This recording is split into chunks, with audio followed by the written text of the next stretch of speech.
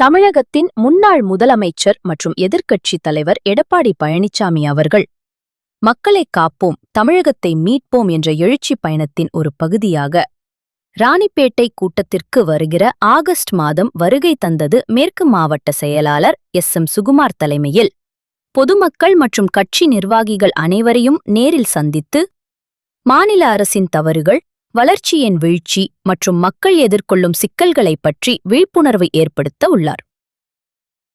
ராணிப்பேட்டையில் நடைபெற்ற வரவேற்பு ஆலோசனைக் கூட்டத்தில் மேற்கு மாவட்ட செயலாளர் எம் சுகுமார் சிறப்பு அழைப்பாளராக கலந்து கொண்டு ஒன்றிய கட்சி நிர்வாகிகள், பொதுமக்கள் கலந்து கொண்டு வரவேற்பு ஏற்பாடுகள் மற்றும் வருங்கால அரசியல் நகர்வுகள் குறித்து விரிவான ஆலோசனைகளை வழங்கினார். இந்த ஆலோசனைக் கூட்டத்தில் வாலாஜா கிழக்கு ஒன்றிய கழகச் செயலாளர் பூண்டி பிரகாசம் சுரேஷ், சுமைதாங்கி ஊராட்சி மன்ற தலைவர் கார்த்திகேயன் மற்றும் மாவட்ட ஒன்றிய பேரூரர் கழக நிர்வாகிகள் பலர் கலந்து கொண்டனர். 30,000 பேர் அங்க நாம சேர்க்க போறோம்.